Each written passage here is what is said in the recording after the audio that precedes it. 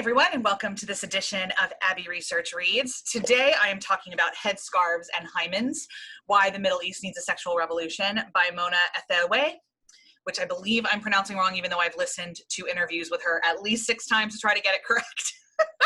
But I'm trying. So this is a physically tiny little book. Like you can see, it's only about the size of my hand. But man, is it incendiary and powerful. And it is a manifesto of what it is like to be a Muslim woman in the 21st century and the kind of ways that women have particularly responded to the Arab Spring and how the world has responded to women after the Arab Spring of 2010. And why there are so many different opinions about what, like how people should behave. So more than anything, what this book reminds me is something that I learned when I was in grad school, which is that people who are not Muslim and who do not have a relationship with a veil do not get to dictate other people's relationships with veils. We don't get to assume that somebody is imprisoned by the veil simply because they wear it and because we don't understand it.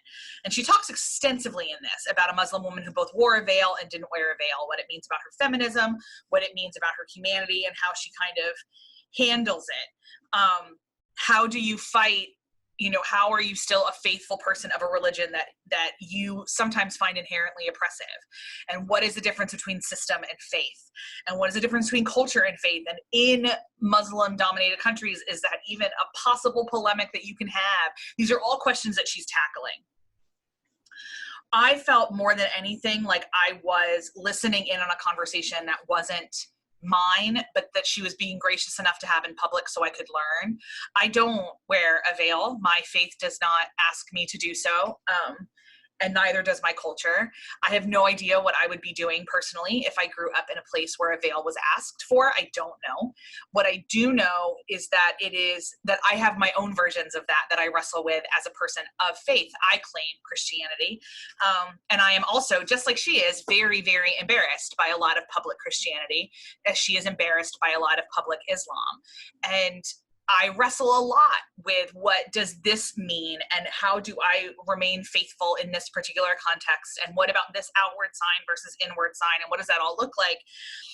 And in something that is inherently political like these days, and probably always, my history is a little bit shaky, but probably always in terms of political identity, to have her tackling a headscarf is significant. She also talks very frankly about sexual assault in this, talks very frankly about rape, talks very, very frankly about feeling entirely valued by the presence or absence of a hymen within your body. Like I said, it is incendiary in the best ways. It's going to burn away quite a lot of potentially your understandings of what it is like to be a modern Muslim woman, if that is not your story. If it is your story, if you are somebody watching this and who identifies and is Muslim and has read this book, I'd love to hear what you've thought. I've been reading a couple reviews. It seems like it's kind of divided out there, people who think this is really necessary reading and people who think that this is not great. I found it really thought-provoking, and which is why I'm recommending it, because I find it really thought-provoking. Not necessarily that I have any idea if Mona is correct.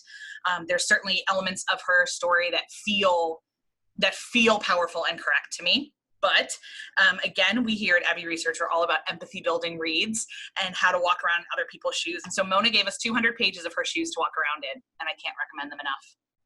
So that's it for me here on Abbey Research Reads. We'll see you next time.